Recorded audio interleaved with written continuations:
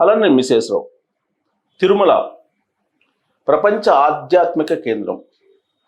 అక్కడ నిర్వహణ అనేది విమర్శలకు గురవుతుంది. సాధారణంగా మీరు ఏ దర్శనానికి వెళ్ళినా ఆ దర్శనం జరుగుతున్నటువంటి తీరు ఏదైతే ఉందో దాని మీద ఆరోపణలు, విమర్శలు ఇవన్నీ వస్తున్నాయి. దానికి కారణం ఏంటంటే సైంటిఫిక్గా ఆలోచించి సమన్వయంతో పనిచేయలేకపోవటము అనేది ఒకటి వినిపిస్తుంది.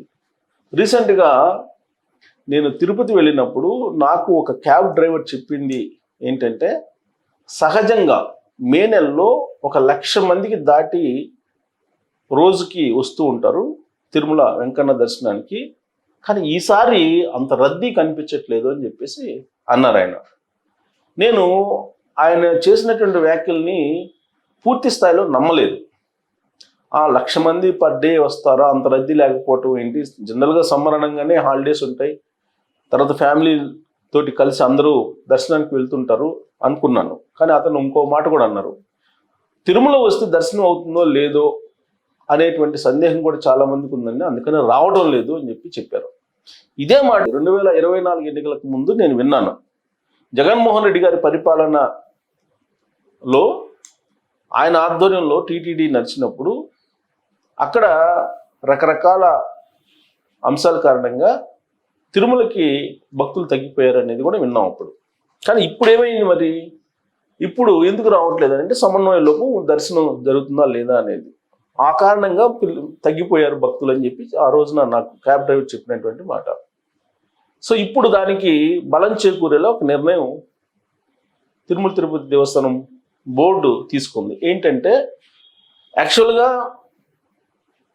గత నెల ఆల్మోస్ట్ 15వ తారీఖు నుంచి అనుకుంటా సిఫారసు లేఖలో అనుమతి లేదు అని చెప్పి ప్రకటించింది బోర్డు. ఎందుకంటే భక్తుల రద్దీ ఎక్కువగా ఉంది కాబట్టి తెలంగాణ, ఆంధ్రప్రదేశ్కు సంబంధించినటువంటి ప్రజాప్రతినిధులు ఇచ్చేటువంటి సిఫారసు లెటర్లు అనుమతించబడవు అని చెప్పారు, అనౌన్స్ చేశారు అఫీషియల్గా. దాని మీద పెద్ద ఎత్తున ప్రచారం కూడా చేశారు.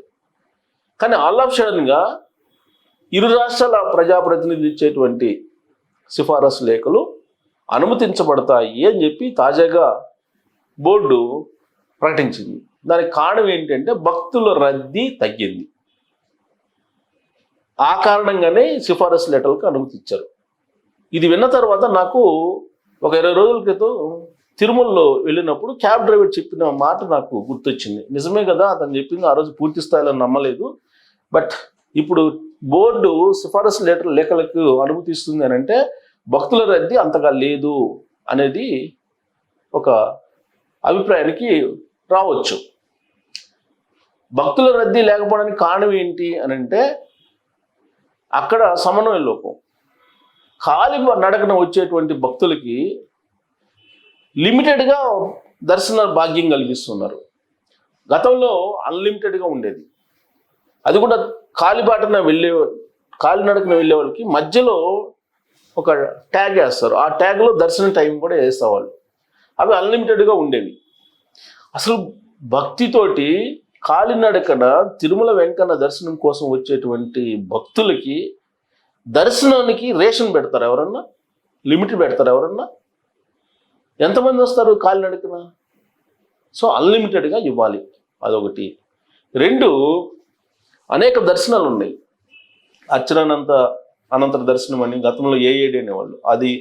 తర్వాత శుభదం అని, స్పెషల్ దర్శనాలని, ఆర్జిత సేవలు, ఇవన్నీ చాలా ఉన్నాయి. గతంలో శుభదం అనేది సహజంగా ఎవరైనా రికమెండ్ చేస్తానో లేదా సిఫారసు లెటర్ ఇస్తానో ఇమీడియట్గా శుభదం దర్శనం దొరికేది. సరే, ఆల్ ఆఫ్ సడన్గా ఎవరైనా అక్కడికి వచ్చినప్పుడు తిరుమల వెంకన్న దర్శించుకోవాలంటే వెసలుబాటు ఉండేది గతంలో. ఇప్పుడు అసలు ఆ వెసలుబాటే లేదు. పోనీ స్పెషల్ దర్శనానికి 300 రూపాయలు బుక్ చేసుకుని ఆన్లైన్లో వెళ్దామంటే ఆన్లైన్లోనేమో టికెట్ బుక్ కాదు. ఆన్లైన్లో పెద్ద గ్యామ్లింగ్ నడుస్తుందని చెప్పి నేను తిరుమల వెళ్ళినప్పుడు అక్కడ ఉన్నటువంటి క్యాబ్ ఓనర్ డ్రైవర్లు అలాగే అక్కడ ఉండేటువంటి సిబ్బంది చెప్పినటువంటి మాట ఏంటి ఆ గ్యామ్లింగ్ అంటే, మీకు ఆన్లైన్లో టికెట్ బుకింగ్కి టైం ఇస్తారు. ఉదయం 10 గంటలకు అని అంటారు. 10 గంటలకు మీరు సిస్టమ్ ఓపెన్ చేసుకుని కూర్చుంటారు. ఆ 10 గంటలకి మీరు ఓపెన్ చేయగానే ఒక రౌండ్ తిరుగుతూ ఉంటుంది. 5 నిమిషాల తర్వాత బిల్ కొడతారు. ఆ టైంకి ఆల్మోస్ట్ టికెట్స్ అన్నీ అయిపోయి ఉంటాయి. అంటే బ్యాక్ ఎండ్లో వెబ్సైట్లో వీటిని బుక్ చేసుకుంటున్నారు అనేది వాళ్ళు నాకు చెప్పినటువంటి ఇన్ఫర్మేషన్. వాటిని 10,000, 5,000 అలా అమ్ముకుంటున్నారండి. పెద్ద దందా నడుస్తుంది అని చెప్తూ దందా నిర్వహిస్తున్నటువంటి వాళ్ళు ఎవరు అనేది కూడా చెప్పారు. కొన్ని పేర్లు కూడా చెప్పారు. బోర్డులో ఉండేటువంటి వాళ్ళ పేర్లు, ప్రముఖుల పేర్లు కూడా చెప్పారు.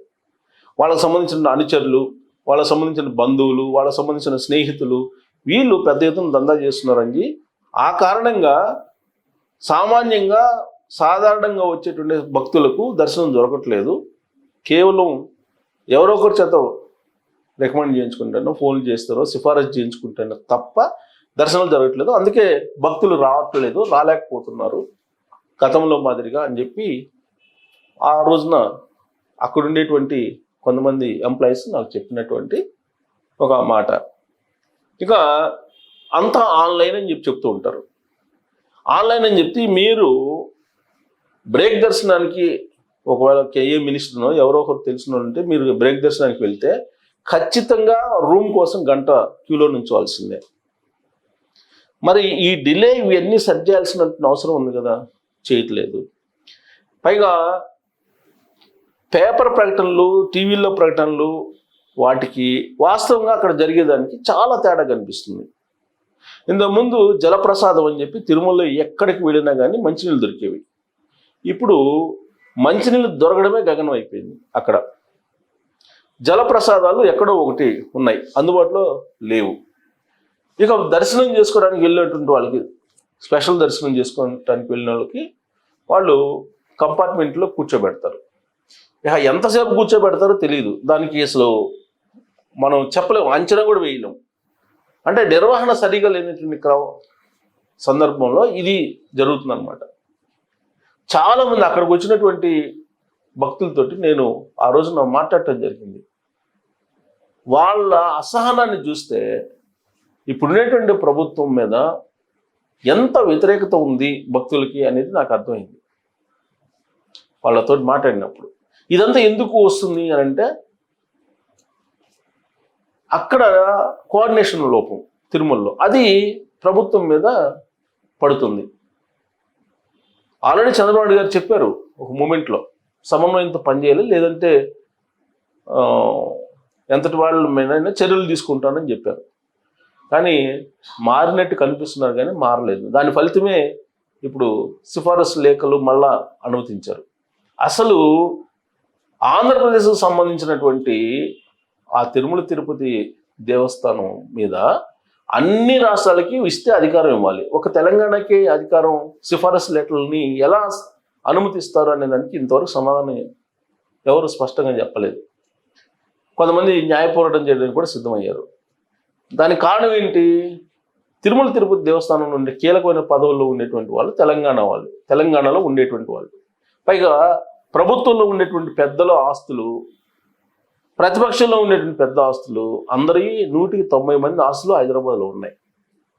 ఆ కారణం చేత సిఫారసు లెటర్లు తెలంగాణ ప్రజాప్రతినిధులు కూడా అనుమతించారు అనేది ఇప్పుడు ప్రజల నుంచి వస్తున్నటువంటి ఇన్ఫర్మేషన్, వాళ్ళ నుంచి వస్తున్నటువంటి ఒక టాక్.